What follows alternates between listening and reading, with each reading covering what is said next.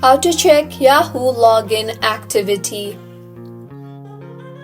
Hello everyone, I am Vishaka and welcome to our channel. I will take you through the step-by-step process on how to check Yahoo Login Activity. Now, let's get right into the tutorial. Firstly, go ahead and open the Yahoo Mail application on your device.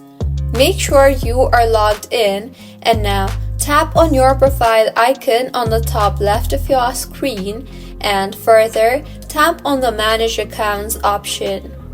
You will now see the option for account info under your name. Tap on that and further tap on the Recent Activity option.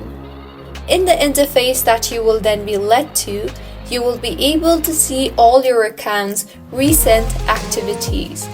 You can tap on a particular activity and review the activity. And if you find anything suspicious in the activity, you can also go ahead and change your password. So, this is how you can check Yahoo Login Activity. If you find this tutorial helpful, please like the video and do comment if you have any queries. Also, do subscribe to our channel, Login Shines, for similar helpful tutorials. See you on the next one.